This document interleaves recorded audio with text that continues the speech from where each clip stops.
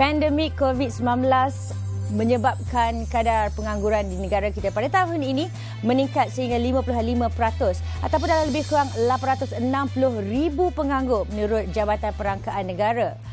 Persoalannya pada minggu ini dalam Transparency, adakah disebabkan pandemik ini mereka masih lagi mahu memilih pekerjaan ataupun adakah syarikat mahu memilih mereka? Bersama dengan saya, Farah Fauzana.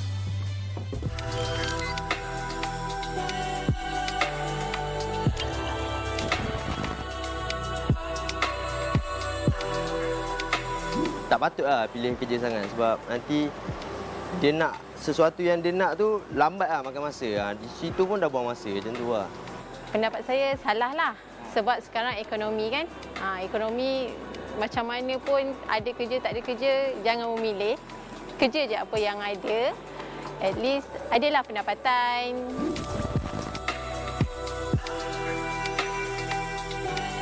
Setuju? Sebabkan dia orang dah ada basic. Setuju lah sebab dia orang dah habiskan banyak masa kan dekat apa yang dia orang belajar. Lepas tu kalau rugi lah kalau dia orang tak dapat kerja yang macam dia orang belajar tu, experience belajar, teori dia orang dah ada apa semua.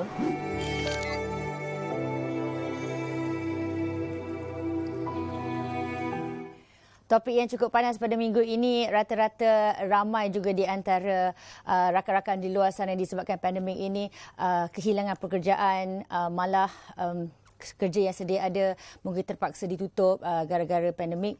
Namun sebenarnya persoalan pada minggu ini tentang memilih kerja. Dan hari ini saya sangat berbesar hati dapat bersama dengan Yang Berbahagia Dato' Abdul Halim Mansur. Masya Allah.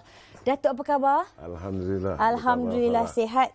Presiden Malaysian Trade Union Congress dan juga ada beberapa ahli lembaga pengarah Presiden Asian Trade Union Council, Malaysia Trade Union Congress, National Union. Oh, pekerjaan ni kalau letak dalam resume banyak ni Datuk.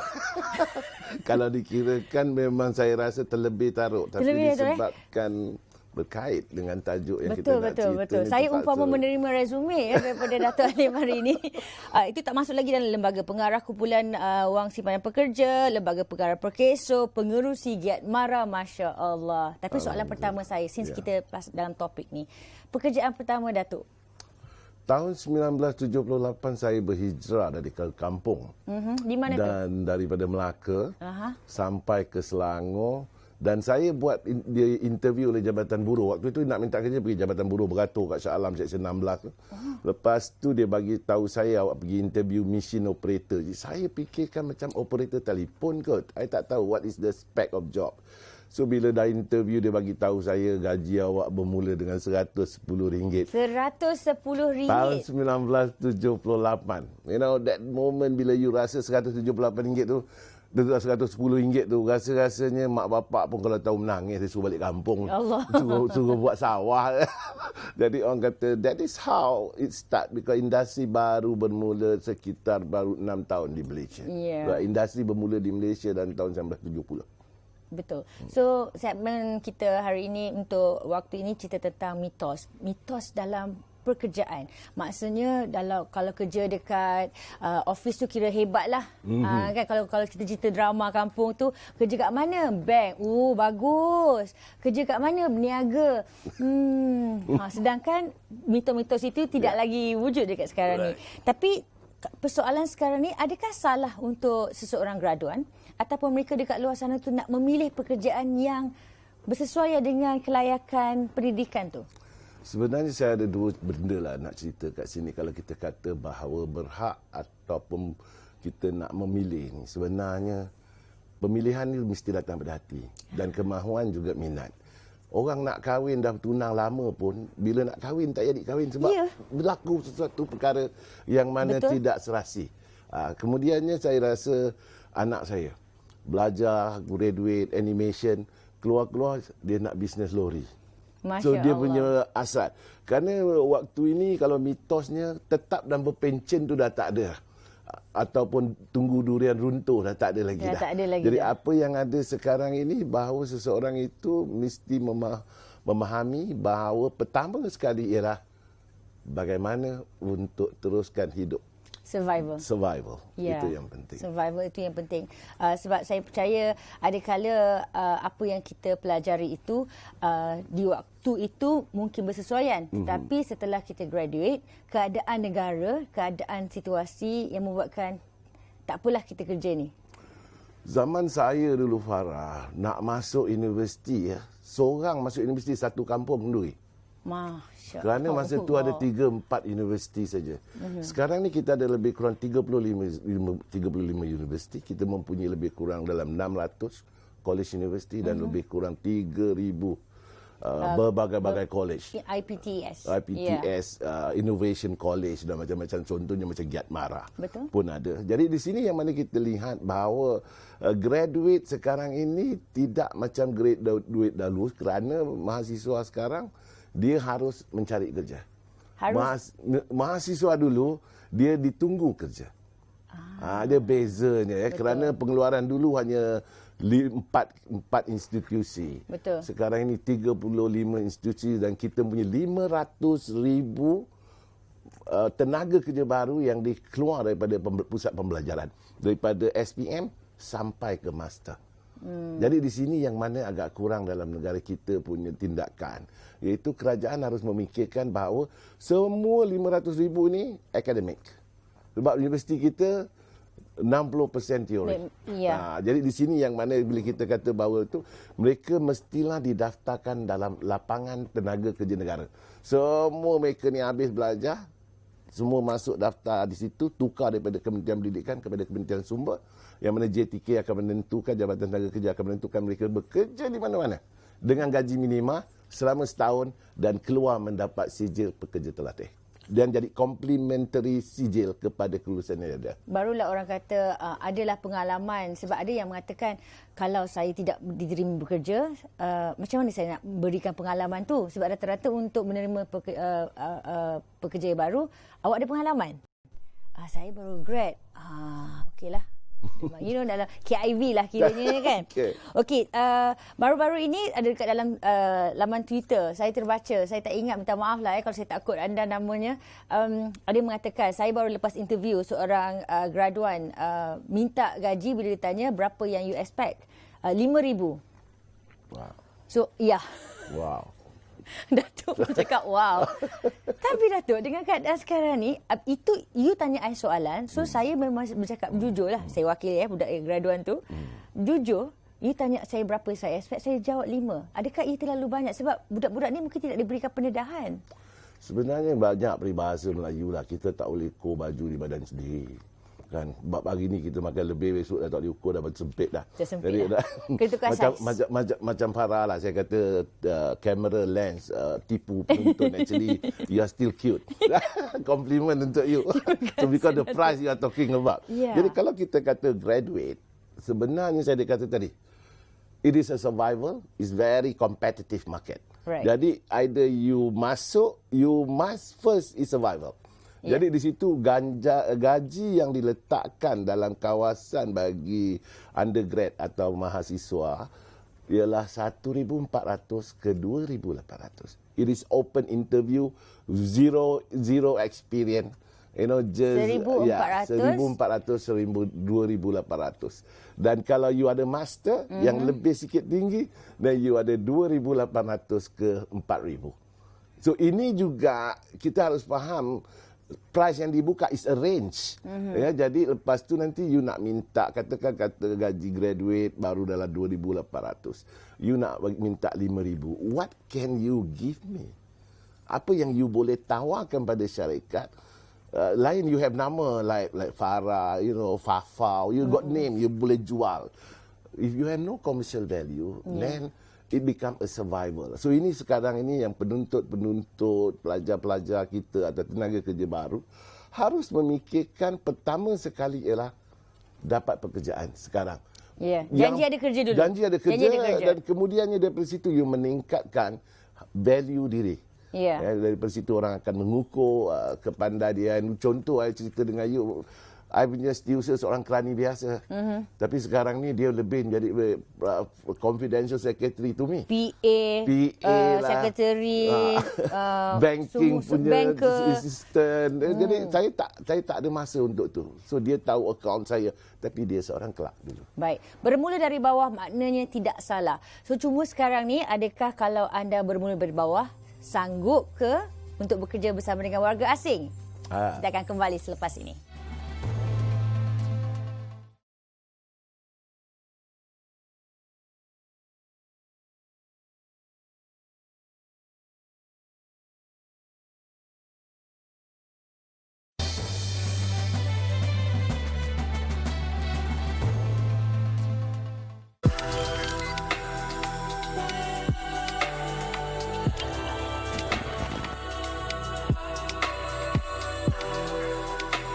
Ya, tutup. Kos yang dibayar adalah lebih murah sebab diorang memang tak ada komitmen family dekat sini. Jadi orang tempatan ni susah nak dapat kerja sebab kita kena bayar lebih tinggi sikit kerana kita nak sara family. Bagi saya, tidak. Sebab kita boleh tengok kalau warga asing ni kebanyakan ni majoriti diorang masuk industri construction. Kalau kita tengok balik orang kita, berapa ramai je orang kita yang kerja construction.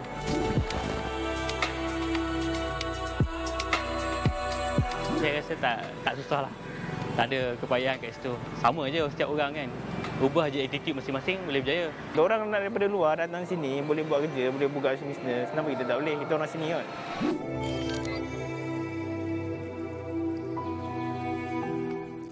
Lambakan pekerja asing itulah antara menjadi dilema di antara majikan sebenarnya nak ambil pekerja tempatan ataupun pekerja warga asing. Itulah yang kadang-kadang sebagai peminta, orang kata meminta kerja pun, kita tengok gaji yang dibayar oleh pekerja asing itu lebih tinggi. So itu dah antara sebenarnya isu. Fenomena ini harus kita kaji dari asas. Iaitu tahun 1990 apabila Perdana Menteri ketika itu Tun M membuka pintu bagi pekerja asing. Asasnya ialah untuk pembinaan dan peladangan. Tetapi floodgate dibuka pada hujung tahun 1990 pada semua sektor. Jadi di sini yang kawalan tidak berlaku, yang mana menjadi satu perkara iaitu adakah pekerja asing ini keperluan atau keuntungan. Jadi ada cerita baru lepas waktu saya ada talk show di satu tempat itu, mereka mengatakan nak jadi kaya, jadi tukang lesen import pekerja asing. Kerana you bawa pekerja asing di Malaysia mempunyai beberapa perkara yang berlainan. Jadi asas pertama orang cerita bahawa pekerja asing dibayar gaji lebih tinggi. Sebenarnya pekerja asing di Malaysia didiskriminasikan oleh majikan dan juga undang-undang. Jadi kerana apa saya kata diskriminasi? Dia didiskriminasikan daripada perlindungan sosial. Iaitu pekerja Malaysia bayar KWSP, EPF dan juga SOCSO. KWSP 13%. Jadi apabila 13% itu tak bayar oleh pekerja asing, maknanya satu kepala 13% majikan telah untung. Jimat, betul? Jimat. Jadi ujungnya dia kata, buat apa ambil pekerja tempatan? Baik ambil pekerja asing. Maka di hujung cerita dia, pekerja tempatan yang didiskriminasikan. Jadi itu yang lihat.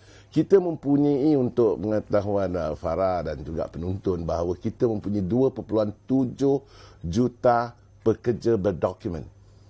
Dan kita mempunyai 3.3 juta pekerja yang tidak berdokumen. Ini yang dikatakan pendatang haram. Kita ada 4 kategori. Kita ada pekerja tanpa izin berdokumen. Kita ada pendatang asing tanpa dia boleh berenang ya. Kita ada pendatang pelindungan politikal yang kita ambil daripada negara-negara Islam yang berada di sini di Rohingya. Ini yang menjadikan bahawasanya kita sebenarnya ada kontrak dengan pekerja-pekerja ni. Tetapi apabila kita membuka AP, asasnya ialah antara G to G, majikan dengan pekerja. Sekarang bertukar pada tahun 2005 kalau tak silap saya, bahawa berlakunya pekerja dengan agensi pembekal pekerja. Di sini menjadikan orang import orang. Sebab itu bila ada orang tengah tu lebih bayaran tu lebih dan sebagainya. Ya, sebenarnya mereka membayar pekerja asing itu seorang lebih daripada pekerja tempatan. Kerana dalam konteks agensi, dia akan menanggung tempat tinggal, transport. Jadi dia dibayar satu pekerja oleh majikan RM2,500. Okey. Dan bila disebabkan itu peluang pekerjaan itu tertutup. Tapi disebabkan pandemik ini adalah ada beberapa pekerja asing pun contohnya dekat Pasar Borong Selayang. So ada lebih kurang dalam 400. In fact saya ada terbaca juga di laman sosial ada seorang engineer kebetulan kehilangan pekerjaan. Diberhentikan kerja dan dia kini berniaga menjadi tukang potong ikan. Sebenarnya, it shows that basically rakyat Malaysia ni tidaklah memilih. Sebenarnya kalau nak dikirakan, Encik Covid dan Puan Covid datang ke negara kita ni memberikan banyak impact positif. Yeah. Kerana kita mula mempunyai adab, menghormati dan menghargai antara satu sama lain, kerana kadang-kadang meminjam sebelah rumah, barang tak sempat nak pergi, tak boleh nak keluar pinjam orang sebelah. Barulah first time. Baru first time kenal. Dah pinjam kopi. Nak tak nak terpaksa ketuk kan. Nak survive, betul. Jadi kalau kita ambil dalam konteks ini, kita baru sedar bahawa di Selangor Mansion ada lebih kurang 7,000 orang pekerja asing yang kita tak tahu siapa bawa. Ada dekat situ. Satu rumah 30 orang. Actually, kalau kita lihat bagaimana sejarah kita lihat Pasar Borong Selayang. Tiba-tiba dia mengatakan orang-orang tempatan boleh kerja. Jadi persoalannya sekarang ini, adakah peluang itu dibuka? Contoh tadi kita lihat dalam montaj tadi, dia kata kita tak boleh masuk tempat pembinaan. Yeah. Kita mempunyai lebih 3,000 college community. Tetapi kenapa pekerja-pekerja dengan kelulusan kemahiran ini tidak masuk dalam pembinaan? Kerana secara tidak langsung sebelum kita masuk dalam pembinaan, kita kena dapat sijil CIDB. Yang mana sijil ini membenarkan seorang pekerja masuk dalam tempat itu mesti dengan rekomendasi daripada majikan dia. Jadi kalau majikan tak nak pekerja tempatan, macam mana dapat rekomendasi? Macam mana nak masuk ke dalam? Di sini yang saya katakan tadi, adakah ia keperluan atau keuntungan? Kerana kita harus tengok dalam akta dan undang-undang. Pekerja di Malaysia dalam gaji minimal dalam Kuala Lumpur 1,200. Kena bayar EPF, kena bayar SOKSO. Kerja hanya 8 jam sehari dengan 4 jam overtime. Yeah. Tak boleh melebihi 48 jam seminggu. Kerja boleh bekerja satu hari, Farah tahu 12 jam je. You kalau kerja lebih, you ada SOKSO. Hari ni kerja 4 jam. Hari ni kira overtime pula tu. 4 jam kena bayar 8 jam. 4 jam you kerja hari yang minggu kena bayar 8 jam.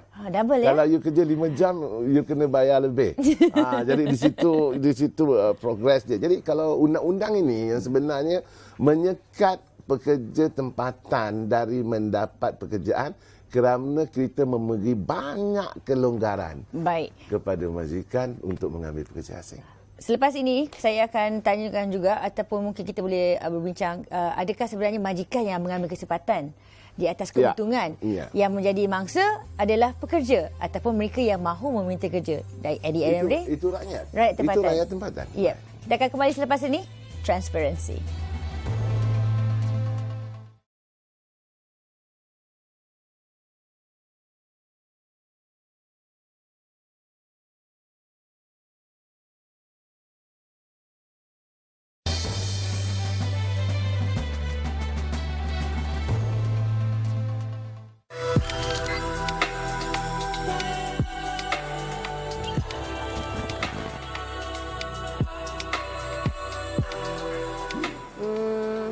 Depends. Dalam keadaan sekarang ni mungkin memerlukan.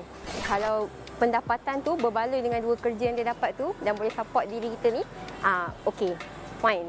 So depends pada dua kerja yang kita buat tu. Sama ada berat atau ringan.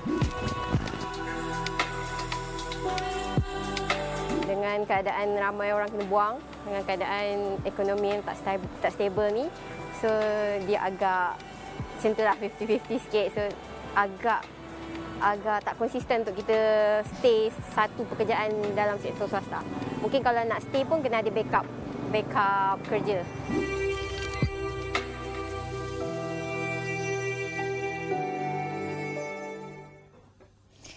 Memilih pekerjaan, itulah antara isu-isu yang sentiasa dilemparkan kepada rakyat tempatan kita ni. Ada yang kata macam malas, ada yang kata macam terlalu agak memilih yang tak sedar baju di badan sendiri pun ada. Tapi kita berbalik kepada tadi pasal majikan. Rata-rata majikan yang nak menerima ni, pekerja yang baru grad especially, memerlukan pengalaman. Lepas tu pengalaman pula nak dibandingkan dengan kerja yang diberikan sampai 2-3 kerja, tetapi gaji hanya sebenarnya layak untuk satu skop kerja itu saja. So bagaimana sebenarnya graduan ni nak pilih ke ataupun macam no choice? At the end of the day, survival. Ya, itu kalau kita lihat semua perkara-perkara ini, kalau kita kaji bahawa ia adalah satu keperluan. Iaitu di situ mana pihak universiti dan pihak Kementerian Pelajaran dan Pengajian Tinggi harus menukar konsep pembelajaran di negara kita dalam konteks lebihkan kepada praktikal dan juga menentukan semua majikan-majikan di negara ini memberikan ruang untuk pelajar-pelajar di negara kita daripada negara institut untuk membuat praktikal. Ini salah satu perkara yang tidak jadi perkara wajib dalam industri kita di Malaysia. Kemudiannya apabila kita kata bahawa pekerja baru mempunyai pengalaman, saya rasa pengalaman ini dia tidak spesifik. Tapi kita lepas belajar, saya senantiasa nasihatkan sesiapa juga jumpa saya, cuti sekolah, cuti semester, pergilah kerja dekat Kentucky. Betul. Kerja pergi outlet, jual nasi lemak. Saya kalau cuti, saya saja nak beritahu je. Kalau saya kalau cuti masa dekat UiTM dulu, asal ni je saya ni jual alas meja. Kompleks pekenas. Dia bukan kita jual alas meja tu, bukan kita beli meja, kita senyumkan. Betul. Kita react, kita communicate. So daripada situ dia bentuk Farah lah. You tak realize that kan. You jual tu tak ada. Betul. Beli tak ada paksa. But that is experience build your personality. Jadi di situ kita kata bahawa kalau kita lihat orang minta pengalaman, orang minta kita kerja, sebenarnya everything is dalam Malaysia ni kita kena multitask. Ya, betul kita kata tadi kerajaan harus, bila kita TVET, kita cerita IR 4.0, kita cerita tentang reskilling, upskill. Lepas tu on job training. Di Malaysia ni Farah dah tahu daripada tahun 70-an sampai sekarang, orang lelaki biasanya dia suka bekerja sebab dia cari duit, nanti balik kampung nak kahwin. Itu dia mesej dia. Yang orang perempuan ni pula belajar sampai pandai-pandai sebab kalau tak belajar lama-lama nanti kena duduk rumah, mak duduk pinang, kat dapur. Mak suruh orang pinang. Jadi apabila dia belajar, yang dia punya boyfriend ni bekerja, jadi balik dah boleh pinang, dah boleh kahwin. Itu sebab sekarang banyak trend isteri lawyer, laki bawa lori. Yang adalah kawan saya yang saya kenal lah. Tapi tetap bahagia. Tetap dia bahagia. Tak ada masalah. Dia bahagia tu sebab kata memilih tu tak salah. Jadi di situ kalau apabila kita buat reskilling, kita tentukan satu dalam konteks kita belajar, kita mesti ada major dan kita mesti ada complement. Jadi kalau kita ada major subject, kita nak jadi business administration. Mungkin kedua complementary kita tu kita ambil lah military ke ataupun communication ke. Jadi dari situ kita boleh match benda ni. Contohnya kalau seseorang itu mengambil human resource management, kalau dia tidak ambil dia panggil pegawai keselamatan dan kesihatan pekerjaan, it's not a complete thing. Jadi kalau saya tawarkan human resource dan I buat complementary on kesihatan dan keselamatan pekerjaan, ia menjadi extra advantage. Dan kemudiannya kita tidak perlu minta. Management itu akan melihat bahawa kemampuan seorang pekerja. Kerana saya seorang pekerja, saya tak pernah lari daripada tugas saya sampai sekarang. But then, when you say about advantage, kemampuan, contoh mungkin saya boleh cakap kalau saya nak bekerja, saya mungkin tidak ada kelulusan, tapi saya advantage, saya boleh bercakap dalam bahasa Jepun. Saya boleh bercakap dalam bahasa ketiga. Tetapi rata-rata majikan ataupun syarikat ini meletakkan spesifik, hanya certain bahasa saja yang diterima. Mulalah macam kita baru apply, Fras, maknanya kalau kau tak boleh bahasa itu tak boleh, ataupun mungkin kalau anda banyak perkara ini berlaku. That part agak isu sensitif sedikit. Isu ni sebenarnya dia timbal balik. Saya bukan nak menyalahkan sesiapa. Contoh kita lihat kalau kita kata di syarikat majikannya orang Cina, maka dia lebih suka orang Cina kerana dia berbahasa Cina dan dia menganggap mereka itu mudah. Bila ambil orang bekerja dengan orang yang selesa. Bekerja dengan orang Melayu, nak sediakan tempat sembahyang. Solat, ada perkara-perkara tertentu. Tetapi ini sebenarnya mestilah tidak menjadi satu garis panduan. Ia hanya sampingan saja kerana kita rakyat Malaysia. Kita menghormati semuanya. Betul. Tetapi di sini yang mana kalau kita tidak tegas dalam perkara ini, maka ia akan menjadi satu perbezaan perkauman dalam tapak kerja. Contoh, kita kena salahkan juga diri kita, diri kerajaan. Kita tidak cukup bangsa asing untuk menjadi uniform. Kerana kita ambil lebih banyak Melayu. Kenapa kita tidak kotakan? Bila kita kotakan orang India mesti ada 10% dalam militeri, orang Cina 15%. Kalau kota itu tidak cukup, then dia panggil khidmat negara. Maknanya orang Cina dan orang India kena penuhkan kota dia. Jadi secara tidak langsung perkara ini akan menjadi kemestian. Tetapi kita membuatkan ia sebagai satu laluan yang mungkin difahami. Di sini yang menjadi kelemahan-kelemahan di tapak kerja sendiri, kerana apabila tidak ditetapkan sebagai satu bangsa. Ya. Kalau kita orang Malaysia. Sebab itu saya rasa rata-rata juga di kalangan pekerja tempatan ataupun mungkin orang Melayu terutamanya lebih selesa untuk bekerja kerajaan. Maknanya, tetap dan berpencen. Ya. Itu talking dia. about that. Pencen. Tapi sampai ke ada yang takut nak kerja dengan swasta ni, sebab kalau swasta boleh buang orang anytime. Kerja pun kontrak kan? Untuk pengetahuan penonton dan Farah, bahawa setiap tahun kita akan menamatkan lebih kurang 30,000 pekerja. Setiap tahun. Bukan COVID, bukan cek COVID, puan COVID. Memang. 30,000 to 35,000 itu flow-nya biasa. Kerana mereka ini ada diberhentikan disebabkan syarikat mengecil kerana teknologi dan mereka pindah. Tapi kita kena fikir balik, kenapa perkara ini berlaku dan kenapa kita tidak menampung benda ini agar menjadikan pekerja kita lebih equipped, lebih mempunyai pelajaran. Kerana kita tidak ada on-job training. Negara-negara maju dia menentukan kalau seorang itu cameraman, dia akan mengambil berapa jam dia kerja sebagai cameraman. That is dia punya qualified certificate. Di sini yang mana di Malaysia kita apabila bekerja sampai jadi penyelia, apabila kilang itu mengurangkan tenaga kerja, kita kena buang, kita turun balik ke bawah.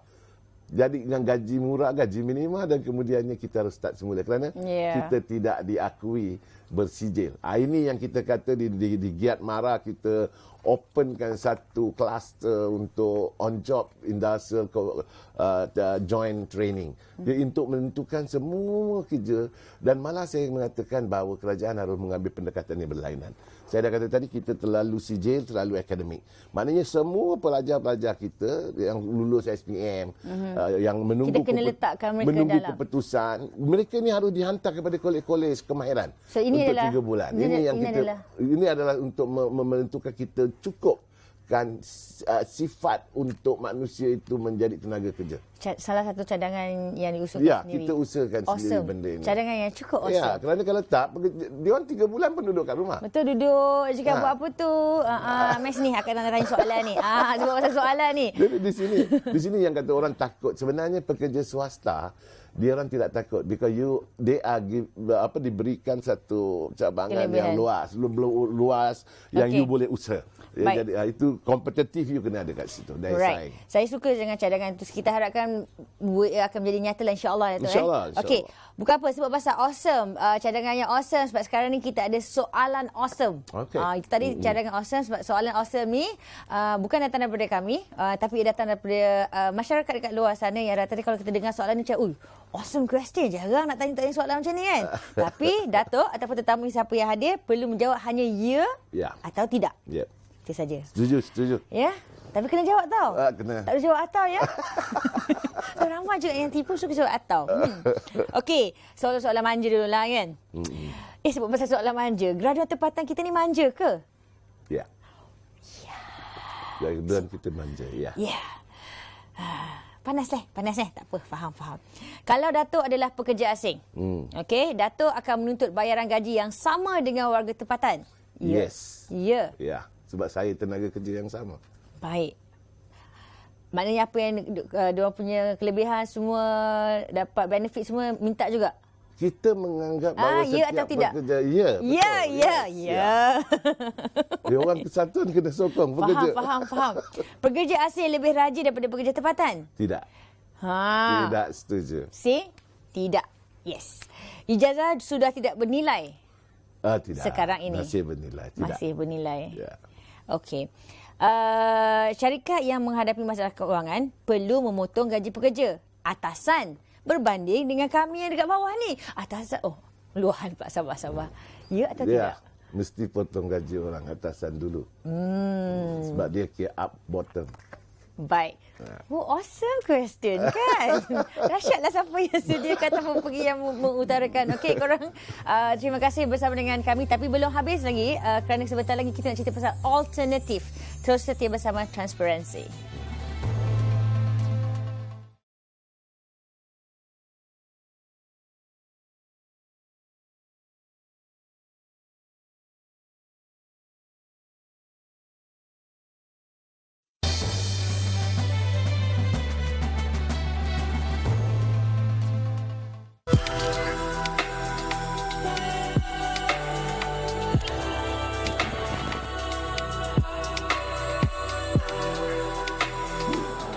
Mungkin mereka tak bersedia lah sebab apa?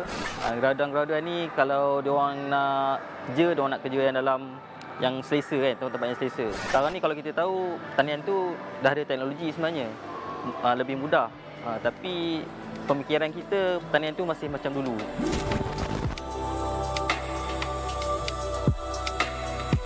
Pada saya tak kot. Sebab rasanya dekat sini pun masih banyak peluang pekerjaan yang kita boleh explore lagi lah. Perniagaan pun salah satu peluang pekerjaan kan. Kalau dia orang boleh explore perniagaan tu, benda tu rasanya boleh lagi berjaya lah. Terima kasih masih lagi bersama dengan kami dalam Transparency. Minggu ini bercerita tentang memilih pekerjaan. Dan saya pasti ramai di antara anda, saya perlu berikan kredit tahniah kerana ramai yang tidak memilih pekerjaan. Maya Karin pun sekarang ni Datuk dah jual burger. Yeah. Tidak ada perkara yang orang kata perlu ada rasa segan. Ada juga rakan-rakan yang membuat kerja memadu kereta Grab dalam talian. Saya tak pasti itu. Ya. Saya sendiri sekarang sibuk buat travel agent. Betul. Nak tanya tadi, Maya Karin buat burger kat mana tu? Dekat kawasan Damansara. Saya ejen dia. Ya, nanti saya boleh lah jadi penolong dia, tak ada gaji. Pengalaman kerja dengan artis okey juga. Allahu Akbar. Baik, tapi sekarang ni sebelum kita berakhir, pastinya kita nak berceritakan tentang alternatif untuk mereka dekat luar sana. Sebab ialah apabila kita cerita pasal pekerjaan yang dekat bandar ini mungkin agak terhad. Tapi sebenarnya ada banyak lagi yang dekat luar. Contohnya di bahagian perdagangan, pertanian. Sama ada mahu ataupun tidak sahaja. Dia sebenarnya kalau kita lihat tentang sektor, kita ada sektor pertanian daripada kurun 18. Kemudian kita ada sektor pertanian dari segi getah, kelapa sawit. Jadi ekspor utama kita daripada awal-awal tahun 19. Tapi apa menjadi satu pertanyaan ialah, pertama kita pengekspor getah tapi tak ada tayar pun nama buatan Malaysia, nama Malaysia. Kita tidak ada end product. Minyak kelapa sawit pun kita tidak ada perkara yang kita nak majukan bahawa ia adalah minyak felda misalnya. Kita tidak ada. Jadi di sini yang saya kata, bagaimana untuk menarik orang bekerja di ladang? Ialah menentukan, satu kita kata pilihan. Jadi lepas tu prospek, modal insan, pembangunan.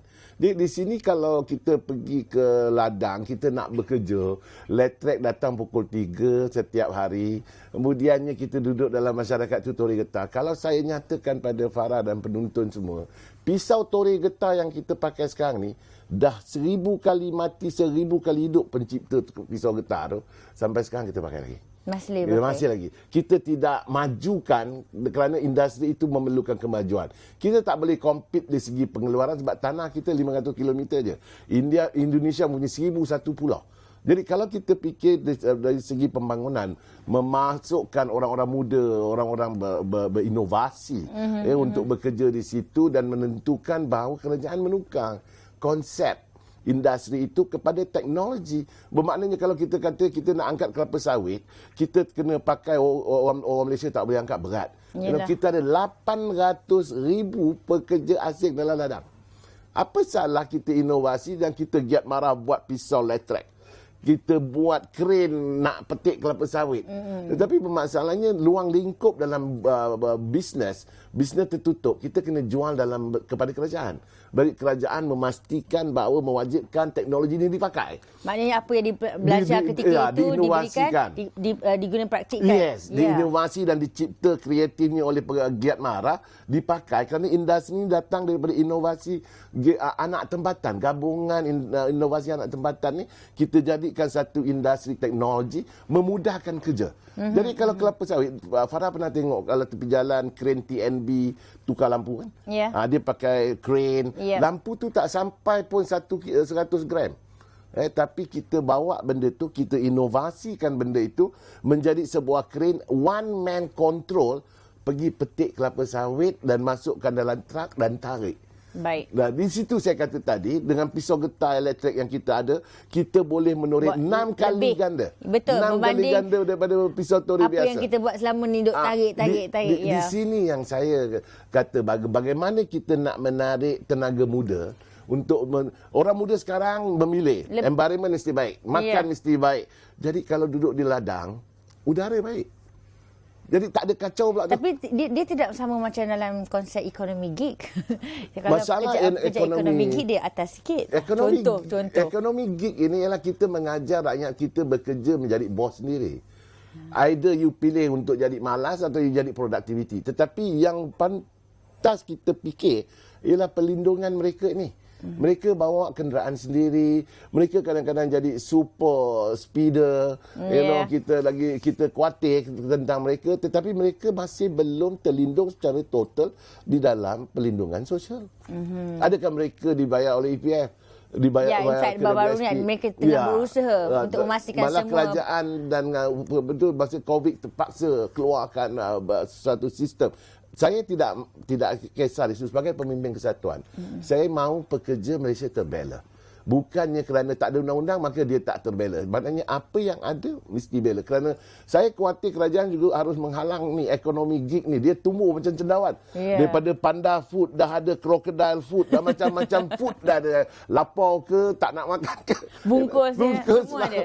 ada. Tetapi SOP, kebersihan, ekonomi gig ini harus menunjukkan bahawa pada masyarakat mereka ini mempunyai servis yang betul dan smart, keterampilan.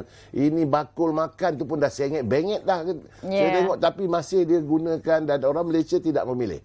Satu orang Malaysia pasal makan dia tak memilih. Itu dia tidak memilih. Kerja yang mungkin dia memilih sedikit. Di situ yang mana kita lihat bahawa kebaikannya ialah bermula daripada kerajaan. Memandang serius untuk perlindungan rakyat. Baik. So dalam arti kita lain juga, Datuk setuju jugalah kalau graduan ini lebih digalakkan untuk bekerja sendiri ataupun sebenarnya secara ringkasnya. Kita sekarang, itu saya kata tadi, setiap graduate, apabila dia graduate di akademik, kita kena hantar atau mereka kena ambil inisiatif untuk melanjutkan satu complementary study dalam kemahiran. Jadi daripada situ barulah seorang graduate itu, contoh di GIAT, setiap pelepasan, kita tidak panggil pelajar, kita panggil setiap pelepasan daripada GIAT, mereka ada dua choice, iaitu menjadi pekerja terlatih atau usahawan. Maka bila kita kata usahawan, kita pantau dia sampai dia berjaya. Di sini yang universiti tidak buat tu sebab GIAT marah, kita bertanding dengan universiti berkenaan inovasi dengan kreativiti, kita menang emas, perak, gansa. Melawan dengan universiti, kita ni pusat GIAT marah biasa saja. Di sini bukan kita nak warkan GIAT marah itu bagus, tetapi kita memberikan perspektif yang berbeza. Membangunkan inovasi dan kreativiti. Tanggapan orang ada kalanya pekerja belajar di GIAT marah saja. Okey, baik. Sebut pasal tanggapan, sebut pasal penyelesaian juga. Terakhir sebelum kita bercerita tentang had persaraan. Kita akan tanya Umur Datuk sekejap lagi. Terus bersama dengan Transparency.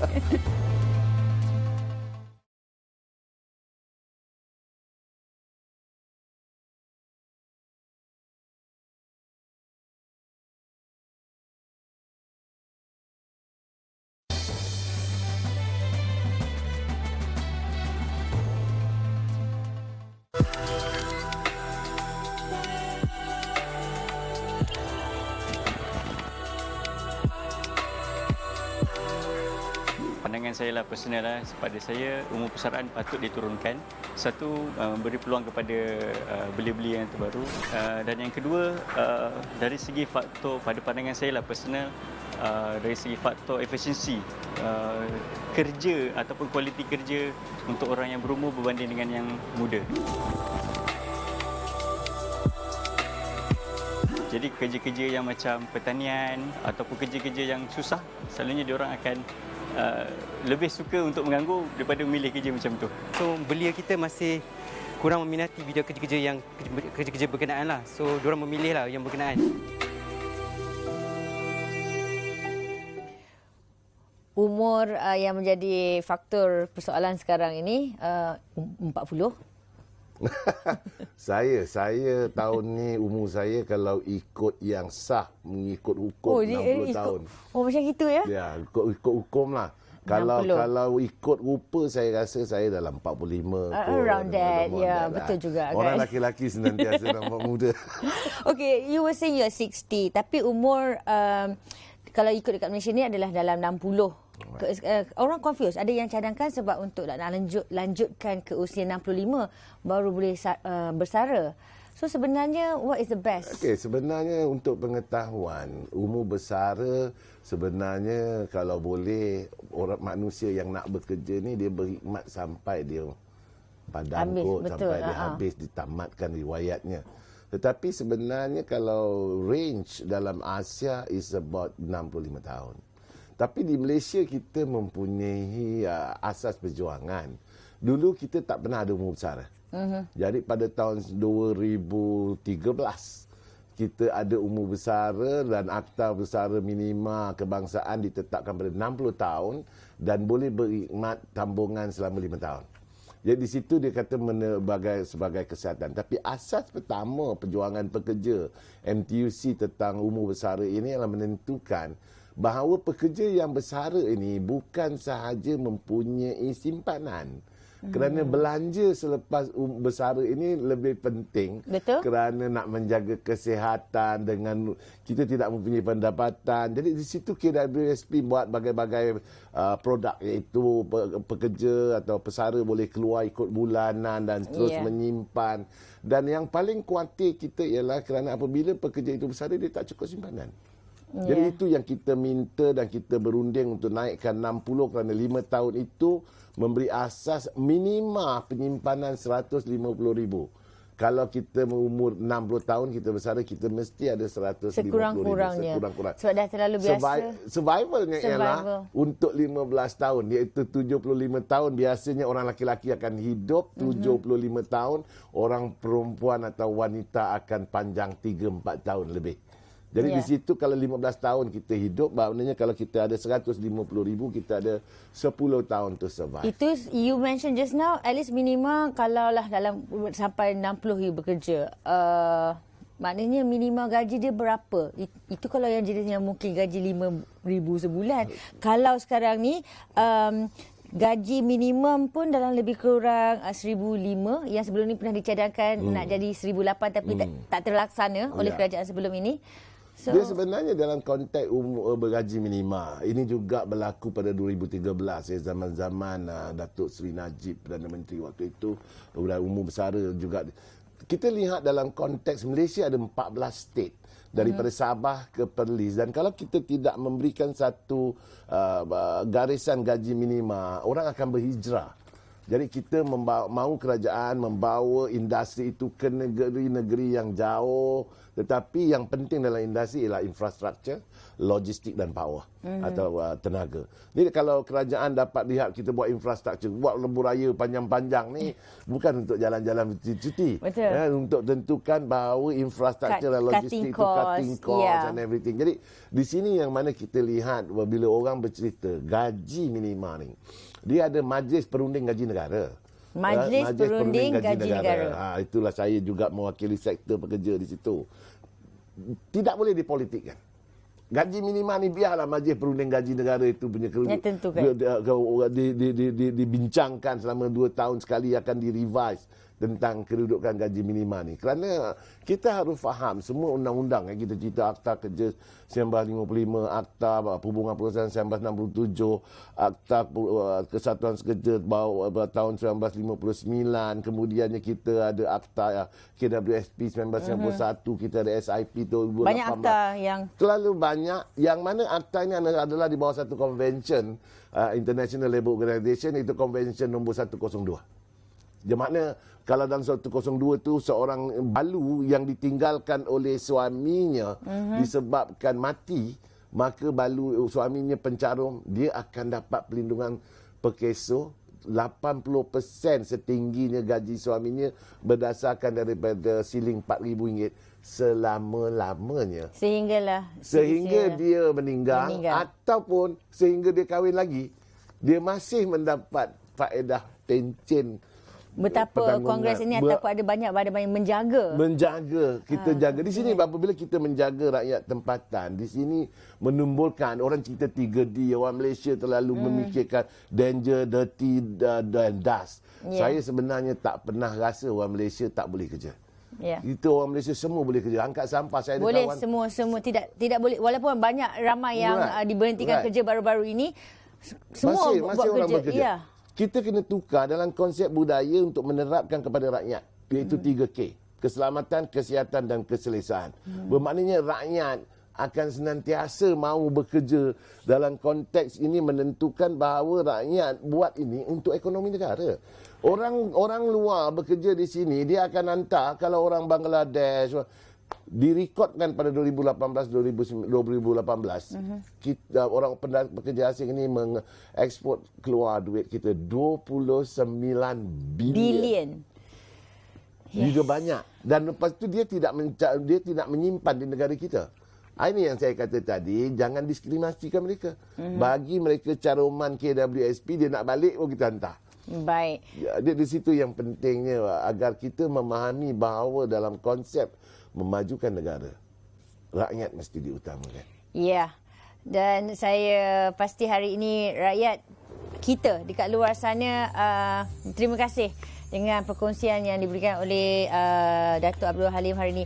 Saya excited hari ini. I mean all the sharing from you. Terima kasih banyak-banyak Datuk Halim. Ya, saya juga mengucapkan, tapi tadi tak terlepas, mungkin saya nak ucapkan terima kasih kepada Awesome TV yang mana memberikan keutamaan dalam keadaan topik kita ni is the best. You know, saya ingin menggalakkan agar adakan ruang bicara untuk pekerja, kerana kita ada 14 juta nadi pekerja dan modal insan negara. Semoga apa yang anda rasakan ini kita dapat kongsikan bersama. Thank you again, Datuk. Terima kasih. Okey, saya nak kongsikan sedikit seperti kata pepatah, yang bulat tidak datang bergolek, yang pipih tidak datang melayang. Sehingga kita berjumpa lagi minggu hadapan.